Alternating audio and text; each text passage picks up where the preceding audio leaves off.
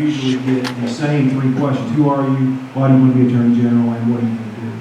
I'm from a small town up in Boone County called Red Hill, population 271.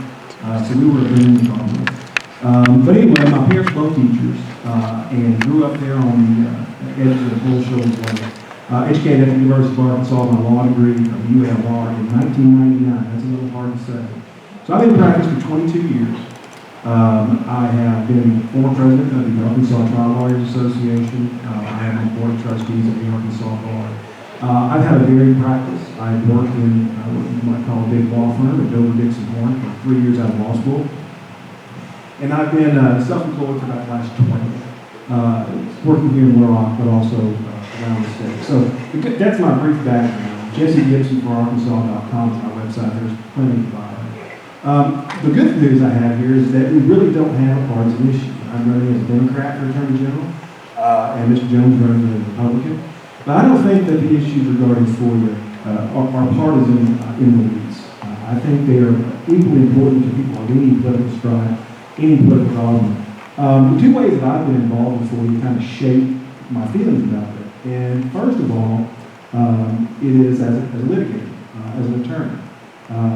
And I know one of your hosts here, your moderator, Joe McCutcheon, has probably talked to you about this. It's often a tool to be a truth finder, right?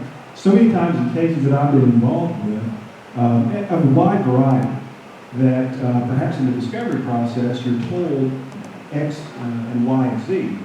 But through utilization of the Freedom of Information Act, you can actually find X, Y, and Z. May have been A, B, and C. And there's not been complete full disclosure in the case. So I use it kind of as a sword in the litigation area, but I've also been subject to FOIA in my work on various boards, including some here in Little Rock and statewide. So I understand the importance of it, and I think Section 102 that's included in this very good handbook that AG's and the President Association puts out really underscores the reason why it's important. And also the reason why I think it's important and why I think it separates me from a lot of career politicians. That Section 102 says that the purpose behind FOIA is so voters can make informed decisions and know what you do on the public time during public business. And I think what separates me from a career politician is my willingness to be judged and to fail and to make mistakes and to be judged by the voters. I think that's something that a lot of career politicians abhor, and they don't want to always comply with those open requirements for them. So what would I do? I think Leon hit on a very good point. And I saw Beth earlier speaking of these events they have around the state, educating people. I think those are so important. And I think it needs to be not only the Attorney General leading from the top, but also deputies that can go out and educate people. There are experts on this area. I see one right back there, lives across down the street from me, Mr. John Dole. There are people that need to learn about what you can do through FOIA and how it is both helpful and a tool to mandate openness and compliance with all applicable standards. So there's a lot of things that we can do to educate the public, utilize FOIA, and for officials to be aware of what their obligations are. I thought some of the earlier presenters that I watched online were fantastic about the way they're able to educate. So I think that's something really important that Deputy Attorney General should do, and that I will be doing as Attorney General. The last thing I want to talk about is a couple things that I'd like to change about FOIA if I had my druthers. Now, obviously the Attorney General cannot pass legislation. This would be something that would be dependent upon the legislature. But a couple things that I really think would like to change. The way we communicate is becoming so varied and so different year to year. And I saw one of the presenters this morning speak about how some of the provisions have not been changed in 20 years. Well, 20 years ago, to communicate to somebody, I would dictate a letter. And there were the dictaphones we used to use. I'm that old.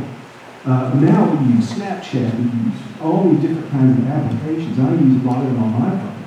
So it might be worthwhile to revisit what is a public record, to realize the change that we are undergoing daily. I mean, my children have apps on their phone that I've never even heard of. And they communicate in very different ways. So I think that's something that, if I had my druthers, and if I had a package to put in the legislature, that's something I would like to change. Also, I do think that there's an issue with the penalty provisions. You know, I'm unaware, there's a criminal provision, I think it's section 104, of FOIA about negligent violation of the statute. I'm not aware of any kind of prosecution. Perhaps there are, but I'm just unaware of. But the enforcement provision is really the only sort of manifest that someone can utilize to get information. And that attorney's fee provision and the substantial compliance provision sometimes gives me, as a lawyer, ways that you can argue that there's never been a violation. So I would kind of like to see some tightening of that language. It's an important law. I appreciate the effort that Joey's put on. Everyone's interested. I'm a big believer. I've used it with this hand and with this hand in different contexts. So sure appreciate y'all having me here. And it's a real focus that I've had in Attorney General. I look forward to any questions.